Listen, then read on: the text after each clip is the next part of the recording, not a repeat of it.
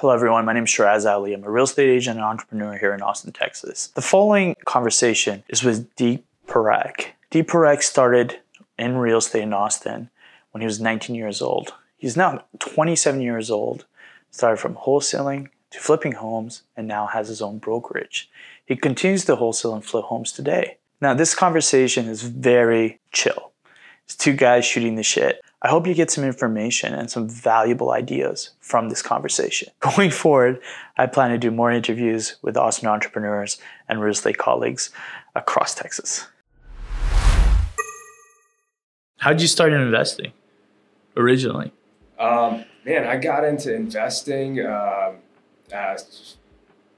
out of kind of high school. Okay. So I started wholesaling houses. I got my real estate license, and then I joined on a wholesale brokerage. Okay. And started doing really well there. And I started, just kind of, I didn't really have any, debts or anything. I didn't have, because I was still living at my mom's house. Right. I had my son, but I didn't have like rent to pay, a car note or anything like that. Right.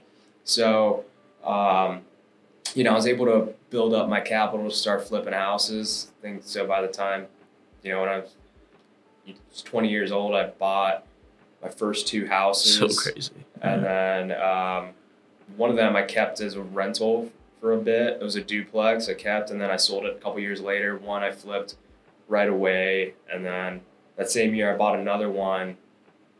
It was actually from kind of like these flyers. It was from a bandit sign. I buy houses. Yeah. Got a house in Taylor for like 60 grand. Crazy. And I bought it cash. I was like, yeah, this is pretty cool. At 20 years old. Yeah. Crazy. I had a crazy month. The month before that, wholesaling houses, and so I pretty much used all that money to buy the house next month cash. That's so crazy. Crazy. So that's kind of how I got into it, and then I just kind of kept building that up. So let me ask you something. You went from wholesaling to flipping. Would you have gone into flip, or let's just say someone new is starting a wholesale? What would you recommend them to do? Continue to do wholesale to make those type of margins, where you can make $60K in a month or $100K in a month, or go into flipping to see more of an end result? It's just more about exit strategies. I still wholesale, I still flip. If the deal makes sense to hold it, maybe still hold it. But for the most part, I would say, wholesaling is just another avenue, right? And if you can, whatever more is profitable, and I feel like wholesaling, for what you get, it's like the lowest risk and highest return, right? In the quickest amount of time. So that's why I really like it. Mm-hmm. Properties get wholesaled all the time, whether they call it wholesaling or not. That's right. That's right. Someone's buying it and reselling it for a higher value. Yeah, absolutely. That happens every day. Happens with every industry. Yeah. So, I love that aspect of it. Flipping a house, I think it's more of like, I like that aspect as well, because you get to kind of, you get to be creative and, just work on something. Right. I think it's more of like you build, or you create a nice product for someone and they're going to be happy with, and it's a win-win situation for everyone. You buy the property from the seller, you get a good deal on it, you do a nice remodel, contractors get paid. Right. Everyone's winning, so got it. It still makes sense. So in regards to like wholesaling, seeing that type of money when you were 20, this is 7 years ago, right? Yeah. That's crazy. You're still a kid, but at 27, are those type of margins and that type of revenue still exist today? And let's just say in the Austin market. They still do. It's just not as much. Especially with this last year, things have kind of tanked here in Austin. I feel like Austin's probably one of the markets that's gone down the most. So, they're still there. We're still wholesaling some houses, but we're actually flipping more houses than we're wholesaling right now, because not a lot of buyers are actually buying. Mm-hmm. So the wholesaling has gotten, a bit harder, and, seen a lot of other people go further out into like, the suburbs or out into, the secondary markets, right. But that's not our focus. We focus like on the central. So like, so if someone wanted, let's say if you're 20 years old and someone wants to get into real estate, you would recommend doing the same route, going to flipping, then going to wholesaling, and then possibly going to flipping? Man, everyone has their own routes that they can go to, but I mean, I think it's a great route to go with if you want to learn about actually investing in single family real estate. I think it's a great thing to start doing. Wholesaling, it's very low risk, high return. But in real estate, there's tons of different avenues, but that's just one of them. Happened to be kind of the one that I went with, or that's the one I was, I had offered at the time. So right now with your flips, how many do you have on the go right now? I have 3 personally right now, and then with this fund, I probably have like about 10 going with them right now here in Austin and San Antonio. Got it. And that fund, they're just pretty much giving you capital for you to run with. You get paid a management fee, kind of how it works, or a split on the profit. Some like that. I get paid from the fund, and I just pretty much manage the deals. I find them and kind of manage the contractors and kind of run them and make sure they're profitable and the quality's good and all that stuff. Okay. So if someone has no capital at all besides wholesaling and they want to get in a flip, first things first, how would they go about doing that? How much money would they need in order to get into the flipping game, especially in Austin? And then what would be the best recommendations for that individual? Yeah, so if someone has, I'd say to do a flip with using some hard money in Austin, you'd need like at least $100,000, I would say, conservatively, just to do a deal. Okay. It's like your average $300,000-$400,000 deal. Got it. And other than that, I feel like it, it's a tough market right now. So for first-time flippers, I really wouldn't recommend just jumping into a deal because, I mean, it's a pretty tough market right now. Yeah. And if you mess up on certain things, it may not sell. If you buy it at the wrong price, you may have overpaid for it, or you don't know the right contractors, or you don't do the best quality work. I mean, those are all factors into what's going to happen. So. Got it. So you have a pretty good idea in regards to areas, what houses would sell for based on the year build, square footage, etc., right? Yeah. But we always look at the most recent data and pull comps when we're purchasing, and we're also, factoring in a small decline as we, go into this market. So. Interesting. Is there a price point, especially in Austin, where you see them selling faster than others? Or area, I would say. I'd say the nicer parts are definitely selling, still selling pretty quickly, relatively quickly. The newer builds are obviously doing, like the new construction builders. I feel like they're offering some crazy incentives right now, buy downs, and I feel like in the desirable areas, the parts that aren't doing as well that I'm seeing are the rougher parts of town, the lower school districts and all that. They're not doing as well. Got it. Interesting. Have you ever tried to flip like a luxury home, $1 million plus?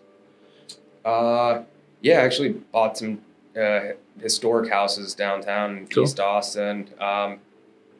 Didn't really do anything to them, just kind of held on to them, actually just put them on the market.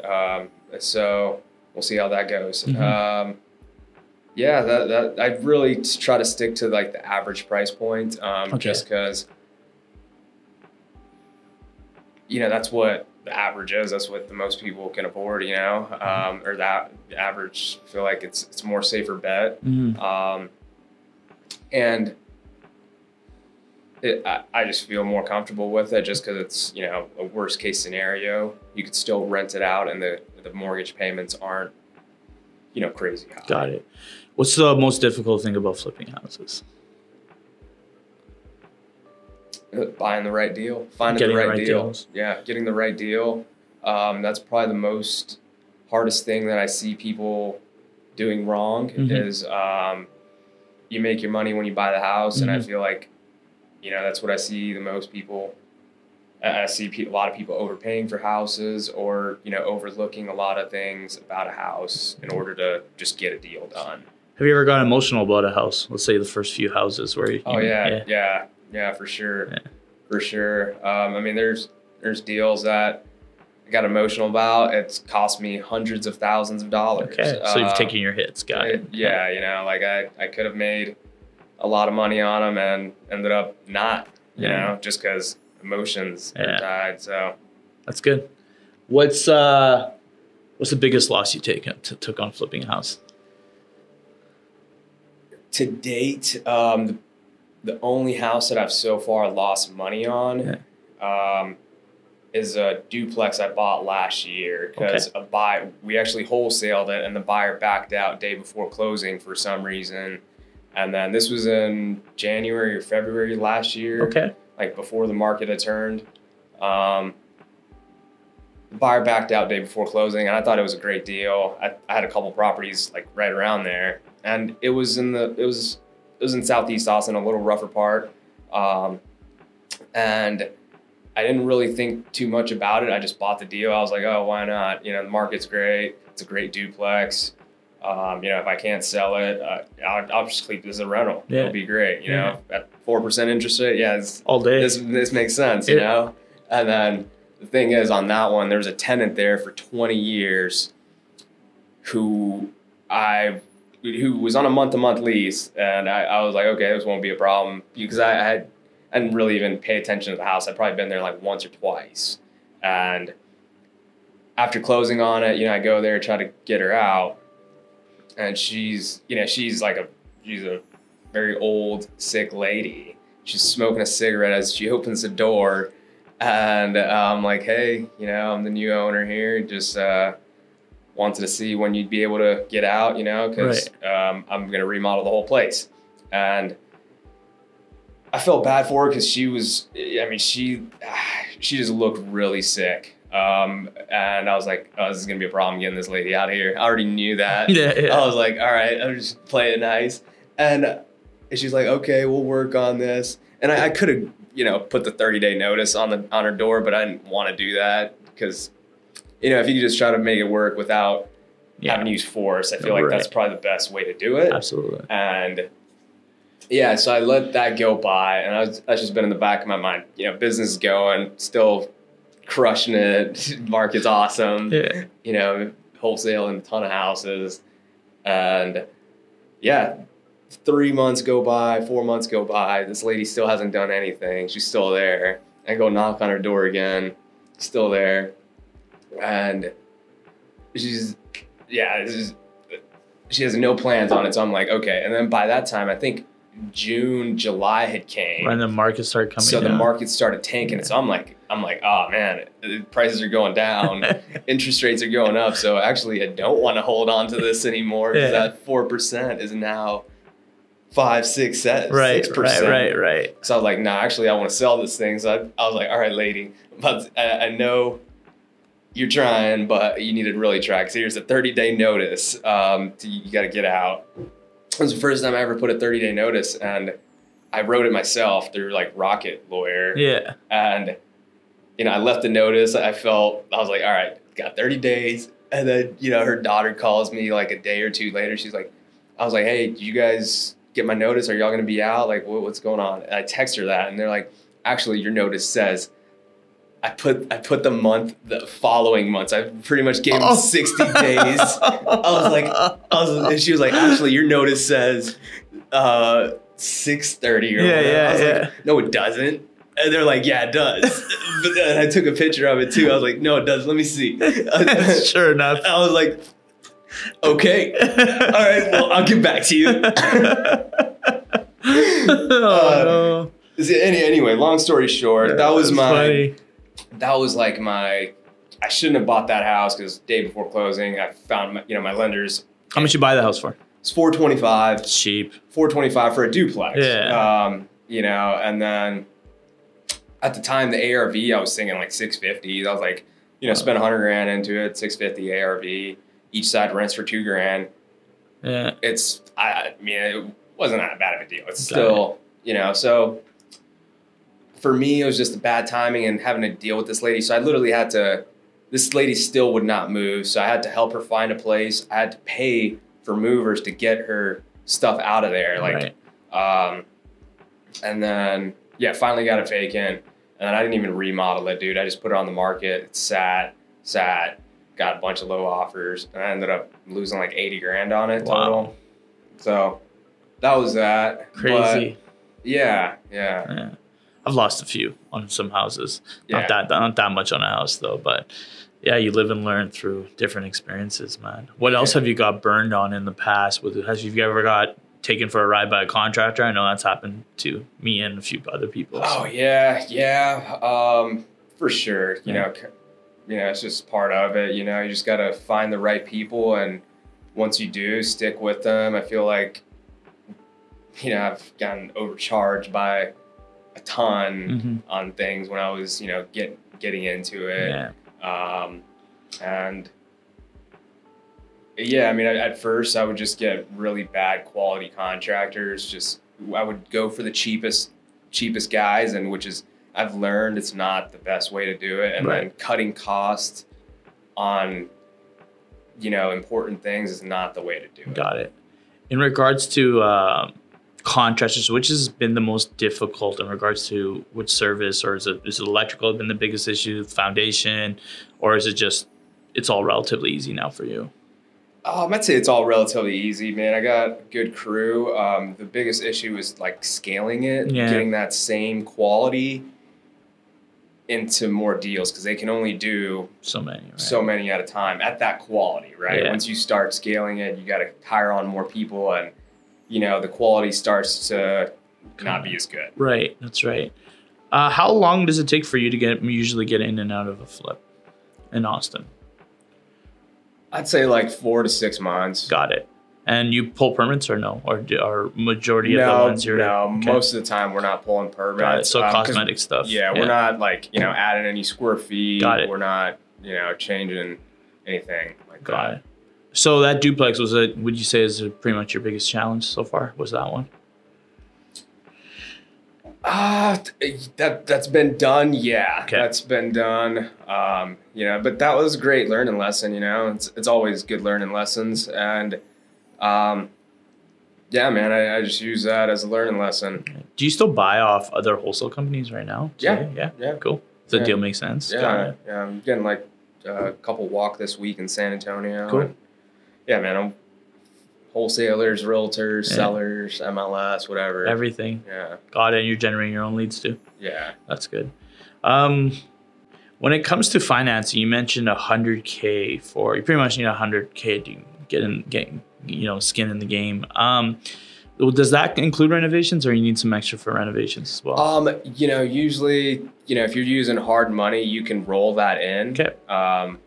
With the lender. Okay. And I'd say $100K is like pretty much your down payment, and then, some of the rehab to get it going, and then your holding costs for estimate like 6 months or something. Mm-hmm. I'd say, $100,000 should be able to get you like the average deal in Austin. That's good. Any areas right now in Texas that you would recommend newbie flipper or experienced flipper to kind of get into, where you're seeing more houses moving, where it's average house price is lower, property tax is pretty fair? I just say like any of the nicer areas in the major metros, where people are moving to. San Antonio is great. It's very affordable. Mm-hmm. People are kind of moving towards affordable markets right now, and where they can get the most for their money. Mm-hmm. For they're paying 7-8% interest rate. And then also the high end stuff seems to be doing really well as well. Interesting. Do you, have you ever, I've talked to a few people who've flipped land virtually. Have you ever virtually wholesale deals? Not necessarily. Okay. No. I mean, I've sold a few here and there that I've gotten leads from, and then I would just tell one of my buddies in those markets, but not like, no, we never tried to like virtually wholesale deals. Never try to flip in another city besides San Antonio? No. Okay. No.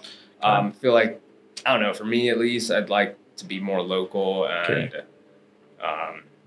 visiting the sites and everything, knowing the market. Yeah, and I'd like to, for sure. Or at least I don't have a team in any of those other markets, or so I'd want to have like a solid team or boots on the ground in any market that we operate in. So if you were to scale a flipping business, and I feel like I've been in the same situation where in Canada when I was flipping houses, which I still am, but there's only so many houses I can do because based on my construction team, right?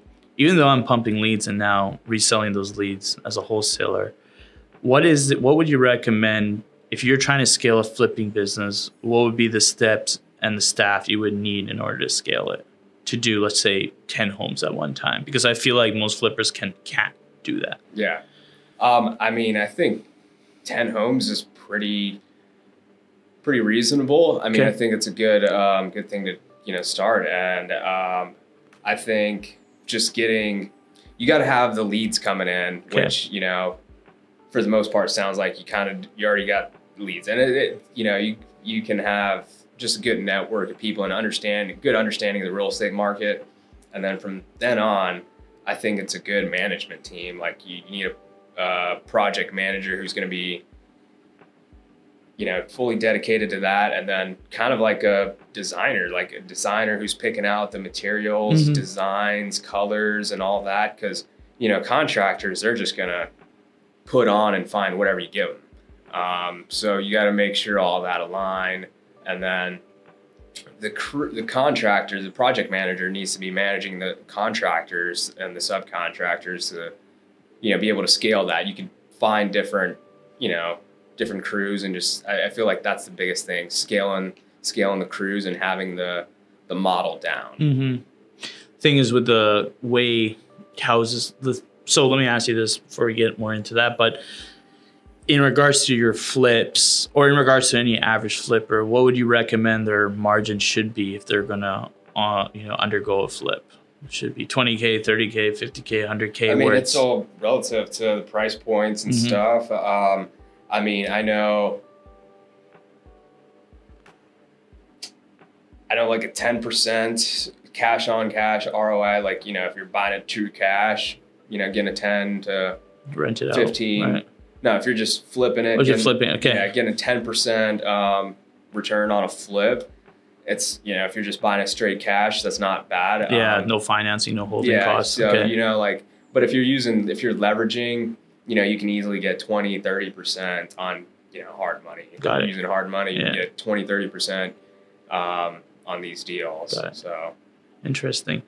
Where, when it comes to project management, let's say you hire a project manager, how many houses should that project manager be able to handle at one time when it comes to managing? And this could go with infills, this could go with whatever projects you're doing. I mean, it just depends on the manager. If they have 10 different crews, then it's a different story versus like if the manager only has 1 or 2 crews. Got it. And you got to be able to see them and know their crews and know the type of work they do. Got it. So I know like my top quality crew right now, like for them to do that same quality and do it quick, they could probably only do 3, maybe 4 at a time. So that's why I've had to find, other crews. So, the crew in San Antonio, they're doing quite a bit. Like I think around 10 right now for us over there between Kyle, San Marcos, San Antonio. They're not doing any of like the Austin proper houses just because they require a lot more attention. So you know, they take a lot longer on their houses to do because they don't have, I mean, they have a decent crew, but, you know, they'll spread out 1 or 2 guys at a house here and there. So versus my main crew, they'll have like 5, 10 guys at a house every day. So interesting. It just kind of depends, you know. Have you ever gone to infills or building homes as well? No, I have not. You know, I've thought about it, and right now, you know, I've wanted to, you know, do my own personal one, find a good lot and, you know, do my own personal one. But as far as, you know, doing new construction, I haven't gotten into it. But I mean, if the right deal comes along, I'd be open to it. And I feel like, you know, the amount of why I really haven't jumped into it is because the time frame it takes to do that is just, you know, at least, you know, 1.5 years, 2 years to do an infill development. Yeah. And also the problem what we've had is like we work with so many developers, and you know, whenever we'd get a lot, you know, our biggest fees used to be on the lots. Oh, wow. Really? Yeah. So like, and plus we didn't even have to show it. It was, we loved wholesaling lots. We still do. That's still like most of my buyers are probably builders right Interesting. now. That's cool. So yeah, I mean, I feel like, you know, it's always been just wholesale it and make this, you know, decent chunk wholesale fee, or, you know, invest a lot of capital, wait 1.5 years, and then still get a decent, you know, money. But it's like, you got to put up a lot of money, wait 1.5 years, and it's a lot more involved. You know, so that's usually just wholesale them. Got it. Makes sense. In regards to the market and interest rates, I know we talked previously, and you mentioned that your main game was holding these properties, refinancing them, and before you got into flips, like you own rental properties too, right?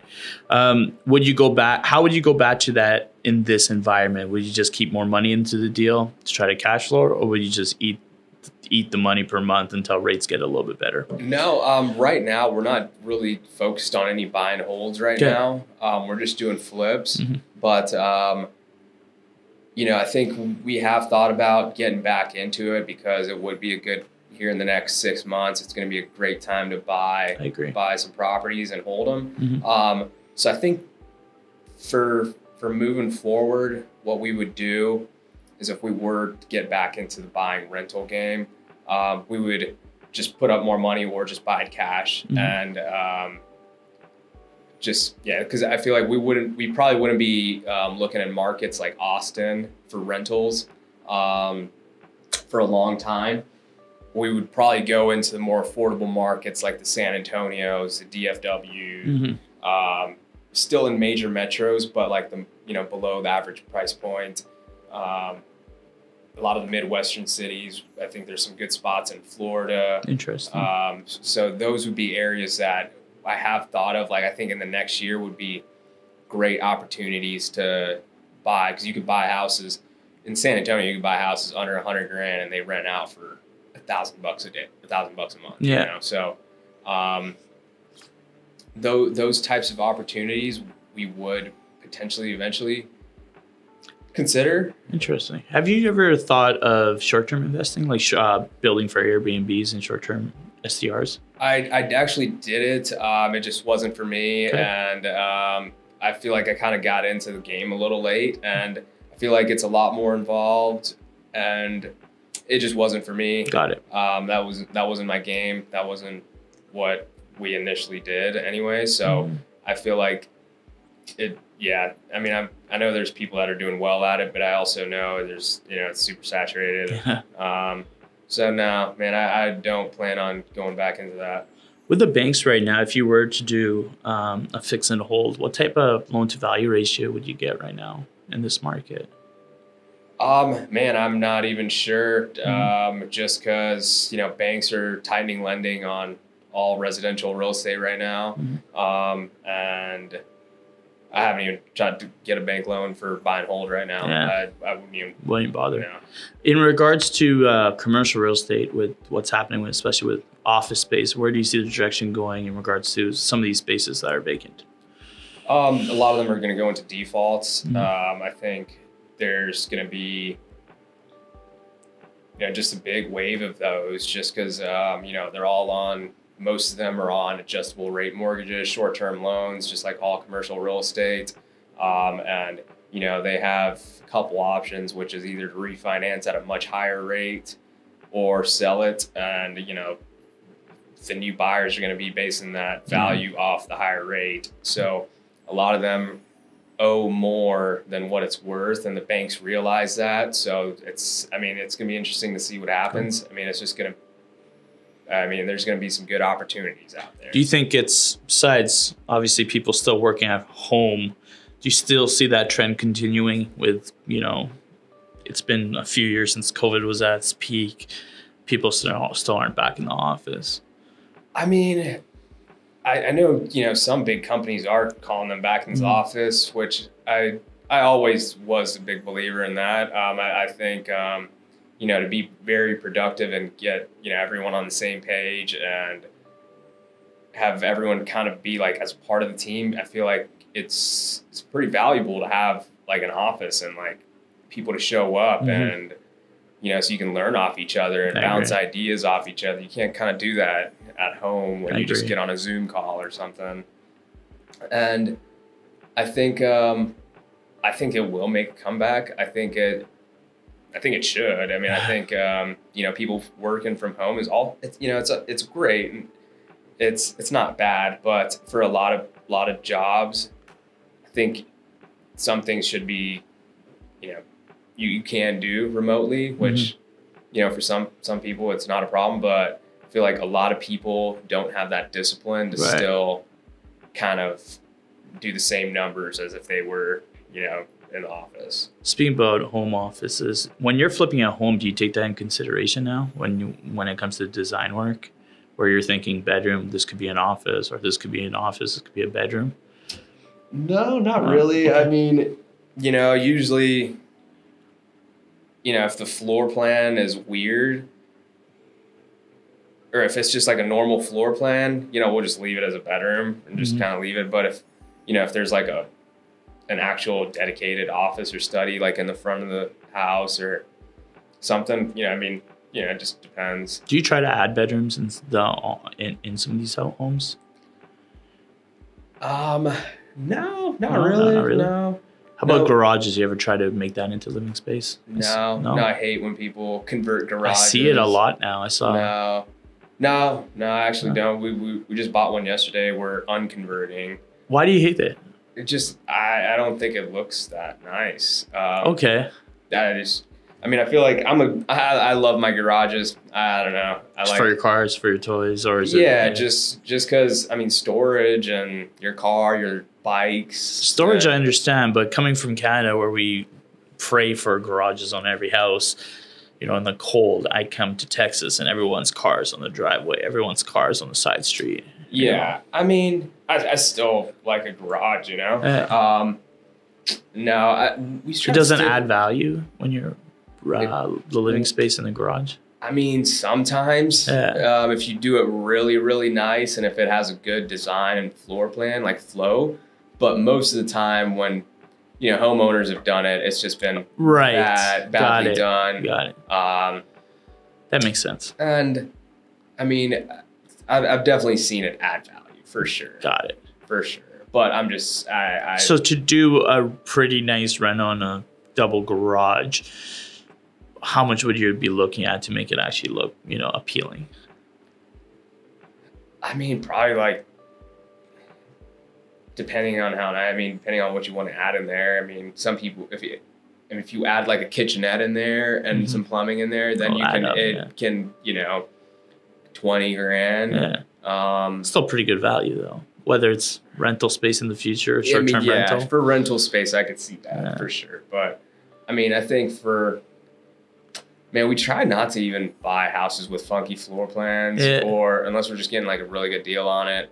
Like additions, garage conversions, weird, just funky layouts. We try to stay away from. I feel like this market, especially in Austin, which we never actually had from where I'm from, but the ADU market I feel like it's a pretty popular stance for builders and investors here, especially in the Austin core. Yeah, a lot of people are doing that, and I mean, it's a great. You've never done one? I've never done one. I've got a couple properties that I've actually talked to builders on doing it. And I thought about it, but just haven't really jumped on it. I feel like, I'd have to refinance my property to do it. I'm like, So what's your goal now that you've done wholesaling? And I feel like, we kind of came from the same wholesaling to sales to flips, which of course you're a realtor, now a broker as well. But what is your goal? Let's just say you're still young, so it must be nice. But let's say 35, you'll be, 8 years from now. Yeah, man. I want to be managing my own fund, and have my brokerage growing, people, that want to be a part of the team, and just kind of scale this house flipping thing. Cool. And, also develop some new technology, for the real estate space, kind of change the way, we do business, and just kind of help us operate more efficiently, tools we need for our team. And then once, it works for us, we can scale that out to other people. Got it. I noticed here in America, there's a lot of tools especially for wholesalers. There's a lot of stuff out there. Which is your go-to favorite when it comes to flipping and wholesaling right now? Man, surprisingly, I don't really use many of those tools. Like I know for managing our properties, we use Buildium, which is a pretty nice software. It's really good software. And then Deal Machine's pretty cool. I hardly ever use it. I think the main thing is just the MLS, just the internet. There's so much data on. It's public records. Crazy. You don't really need any of these tools. You can That's right. There's just so much data. Yeah. Comps, public records, mortgages. You can look up. When you're looking at an MLS and you're about to write an offer for a deal, whether you're trying to flip or wholesale, are you looking at days on the market before you do that, or are you just going to try to shoot your shot right when a listing comes up? Depending on the deal, man. Depending on the price and everything. Depending on the price and deal. If we're close, or there's deals where I'll jump on right away if I know I could buy for their list price. I'll start getting real aggressive on it. Sometimes still offer no option. Hey, I really we'll offer over list price. The list price is just someone's opinion on what it's worth, so it doesn't necessarily matter. If it's on some deals, if I'm just $100,000 off on, I'm not going to offer on it the first day, maybe wait a couple days, wait a week. It's going to still be sitting there. It's just so crazy. I think we talked last time, I mentioned that I always bought, even today, I buy every single deal of mine off market. And then, then you have, yourself and a few others that are buying a lot of stuff on market. And I think that's a big difference between Canada and the US. But it's kind of, what's crazy is I actually went home after I talked to you and I actually wrote an offer off MLS. Yeah, I'm surprised. So I was in Canada though. So it was it was 100K lower, and she never got back to me, but the agent. But it's just funny that, you got that in the back of my mind now.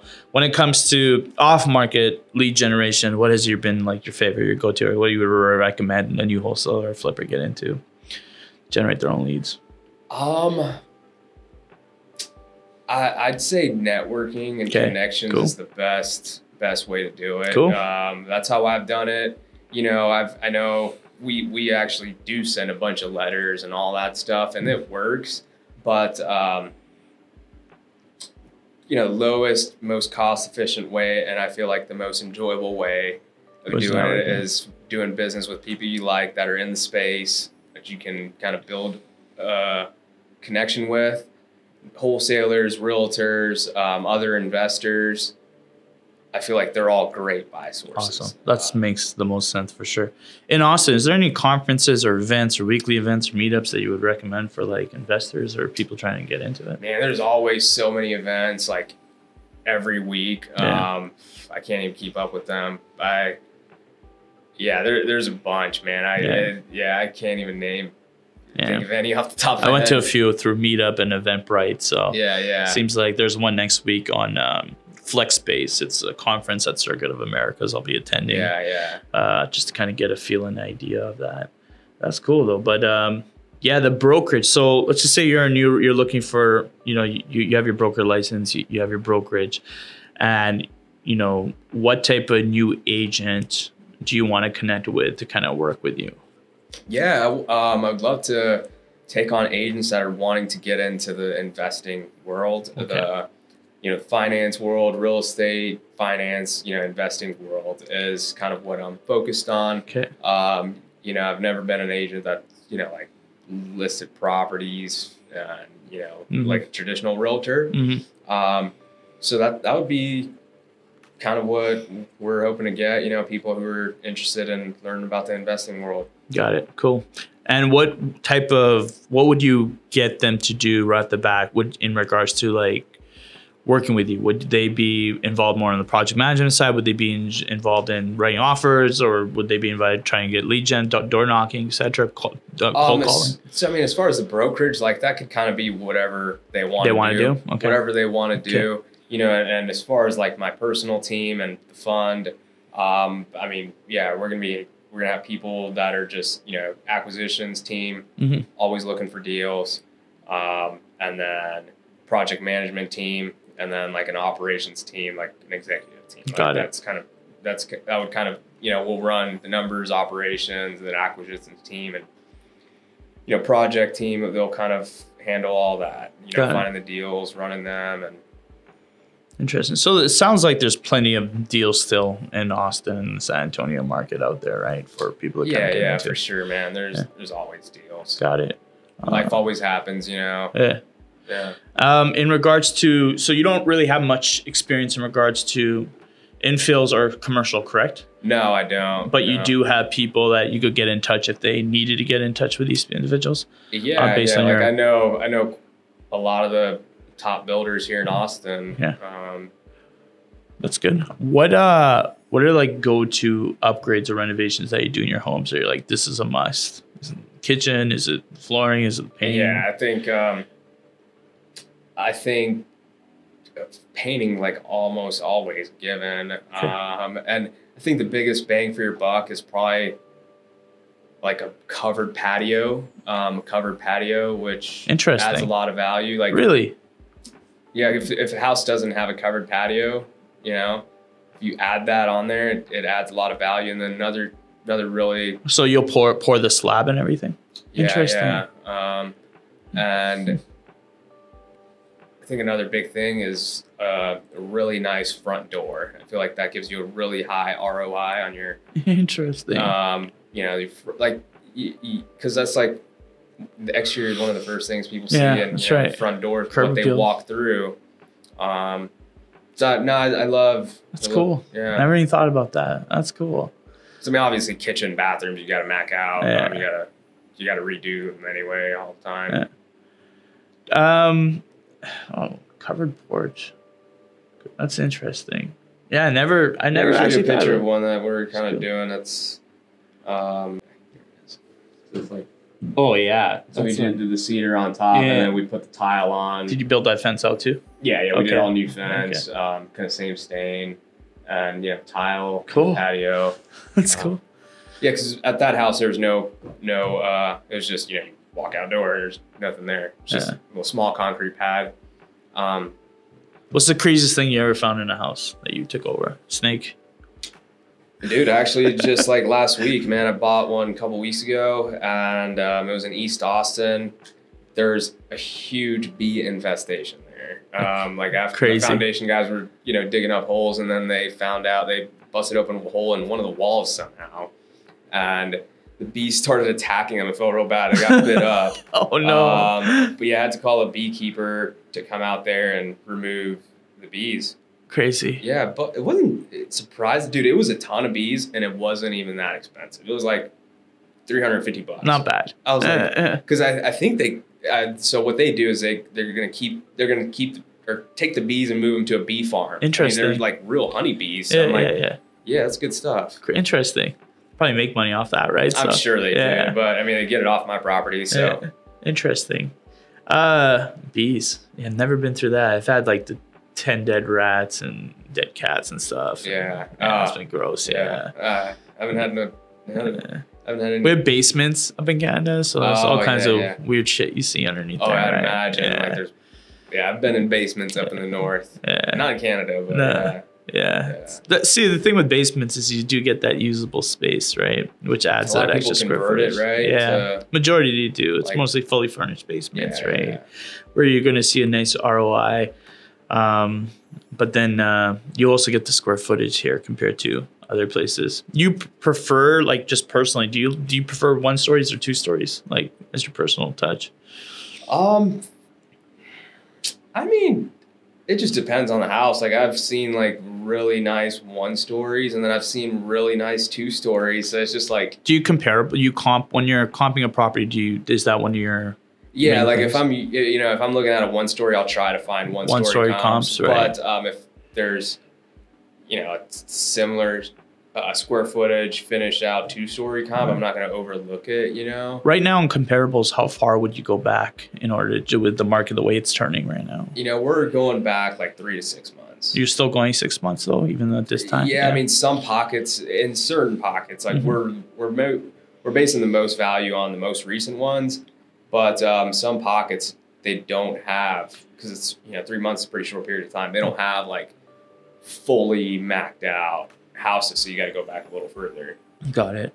When do you think the market will start picking up again? Like how low do the rates have to go before you start seeing an increase? I should say that. I mean, there's a lot of things that are, other than rates. I mean, I feel like. Population. And, I mean, I think probably say towards second or third quarter of next year, things will kind of start to. Yeah. I think I think for the most part, it'll probably from what I think and what I'm seeing, I think it'll probably be pretty stable for next year and probably go down a little bit more. Okay. For the first 2 quarters, still come down a little bit more, and then it'll kind of start to stabilize. Got it. Have you ever bought a foreclosure from like the auction or anything? Not from the auction, but I've bought plenty of foreclosures before. Okay. Yeah. Ever dealt with like structural issues on a flip? Foundation? Yeah. All the time. All the time, yeah. I just told one of my guys to start foundation on another house. Yeah. Right when he was actually calling me. Foundation is pretty common. Okay. Especially on the older houses, we'll replace all the cast iron plumbing as well. Oh, okay. So you do change. How about electrical? Do you ever touch that too? Yeah, we really do all electrical on most of the time. Okay. If we're doing a full reno, most of the time we do, yeah. Got it. So you're pretty much gutting the whole house in a way. Yeah. You got it. And then you do roofs as well, windows, you do the full package pretty much, and you're just avoiding additions is what you're saying. Yeah, additions, like we don't do additions. Don't like the garage conversions. I mean, if it's a nicely done addition, we'll do it, but we're not going to add on to it. So when you get a lead, how do you know you're going to flip it, or how do you know you're going to wholesale? What drives that factor in your eyes? I always try to wholesale it. Yeah. My first thought is always. My first thing is I need to buy it at my wholesale price, like I would try to wholesale it for. That's always, even if I'm trying to buy it, even if I think it's the best property in the world, like I'm always, my first thoughts, what can I instantly make on this? Interesting. Instead of investing my own capital, my own time, and contractors, crews, into buying the deal. So let's just say, if you could make 10K wholesaling or 50K on a flip, you'd rather just wholesale and move on.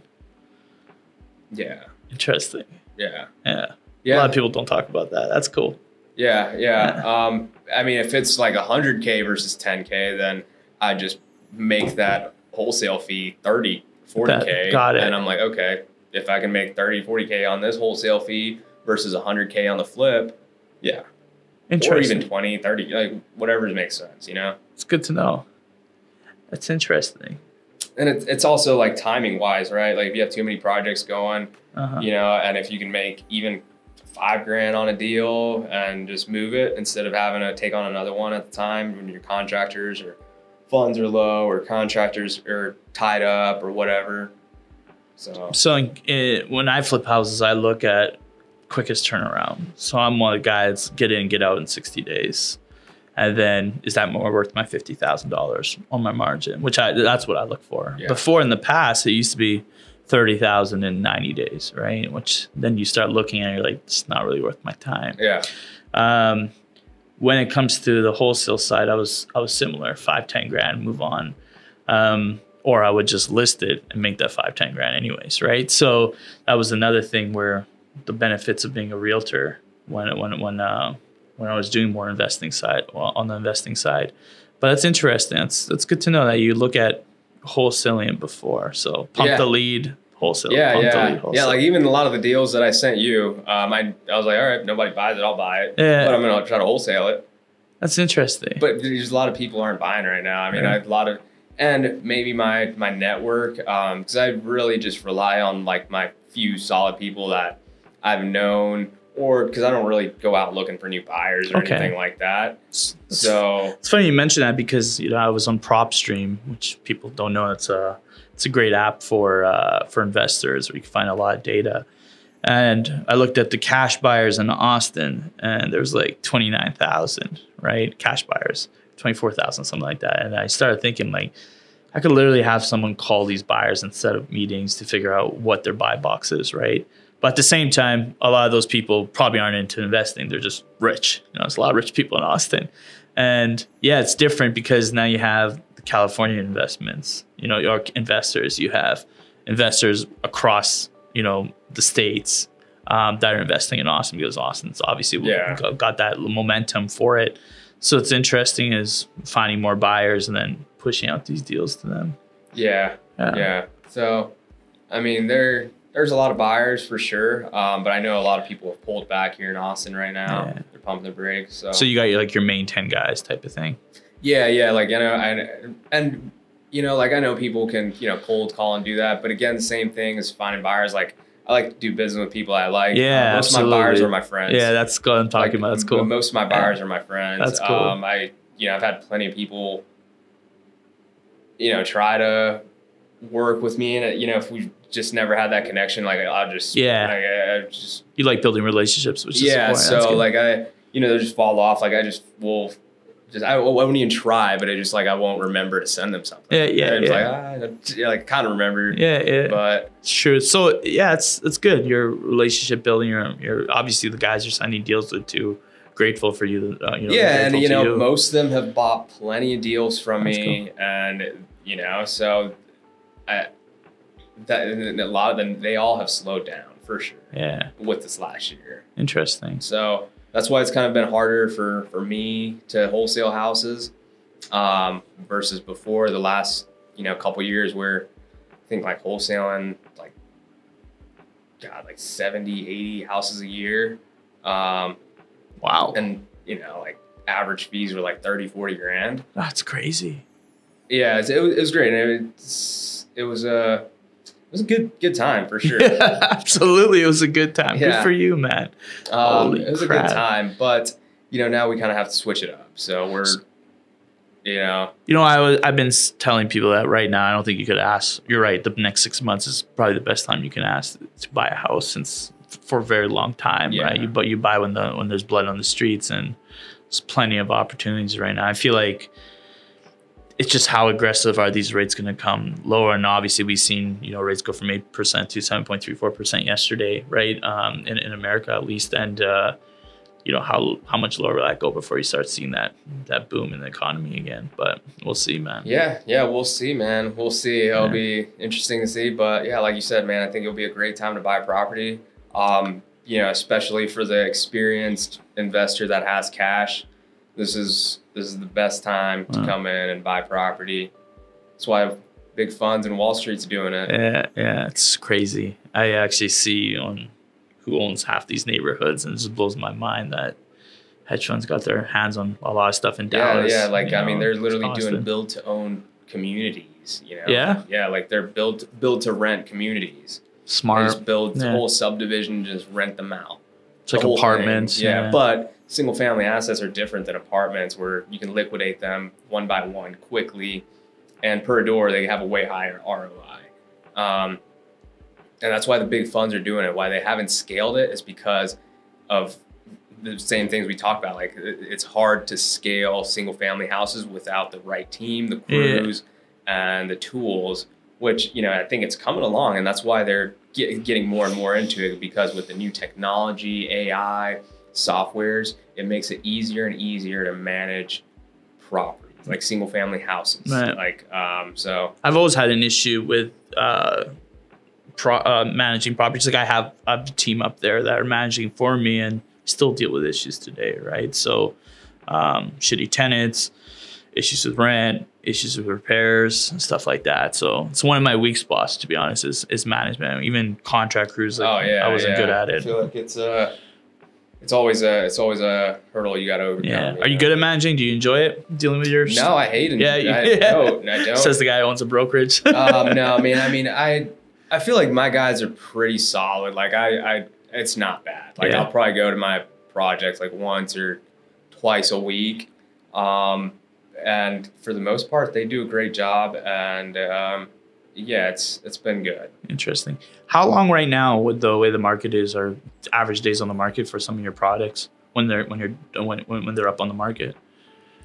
Probably like a couple weeks, 2-3 weeks. Okay, not bad. So you're pricing pretty well then. Yeah, it's not that bad. Yeah. It's not that bad, no. Interesting. And San Antonio, you said it's a pretty good market right now? It's a good market. It's affordable. It's a great market, honestly. There's, it's a huge city. There's, a lot of stuff to do. Yeah, a lot of stuff to do. There's, a lot of jobs, a lot of opportunity in San Antonio, and it's affordable, where a lot of people are moving to. So interesting. So you see a lot of people from Austin moving there? I've heard articles about that. Yeah. I don't know. I haven't seen it myself, okay. But I'm sure I could see that happening. Like, if instead of, buying a $500,000 house in Austin, you can buy literally the same thing for half the price there for $250,000. You know? I feel like the rental game's a little bit better in San Antonio, the smaller markets. You might not see the appreciation like you'll see in Austin. It's so funny because I compare Austin to like growing up like Toronto, where making big gains 10-20% a year, and then when it drops you get hit on it, but at the same time you'll never cash flow on some of these properties, right?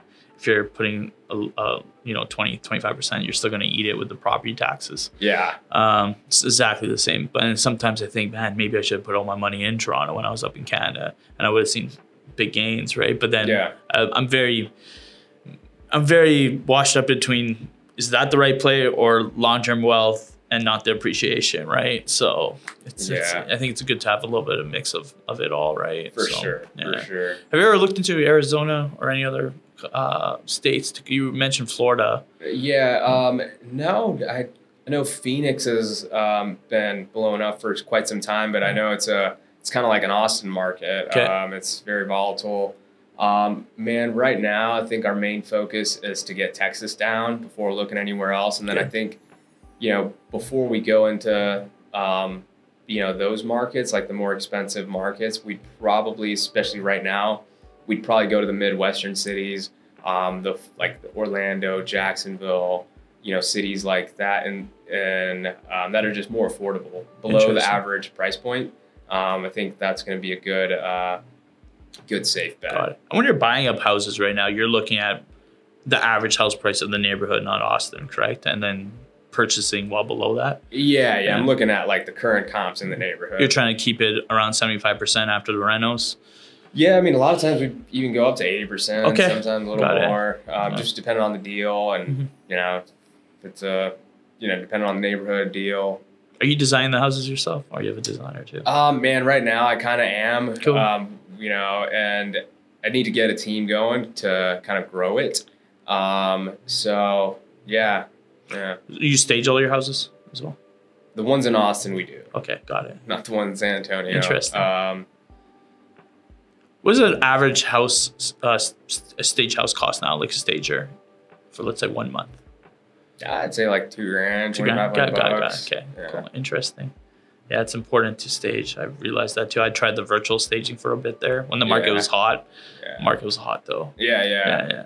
So you were blasting out these flips during when the market was at its peak. You must have been doing pretty good at that time. Dude, at the time, I was just buying houses and holding them. Okay, got it. You know, with the low rates, got it. Yeah, with the low rates, and also I was crushing it wholesaling. So I needed tax write-offs. So I would just buy these houses and just sit on them like that duplex. I sat on it for like 6 months before even evicting that lady. Got it. So right now, if you brought an agent on your board, on your broker, what would you tell them to do first? Go look for distressed sellers, distressed properties that you could represent me on them. Got it. Cool. Like we'll buy as many deals as you could find as That's long awesome. as the numbers work. That's awesome. Because I got the fund that is backed by some serious money. So, as long as the numbers work, we're able to take down as many deals as we can. And Austin, San Antonio, Houston, DFW. Got it. And then El Paso's next. Really? Yeah. Interesting. That's cool.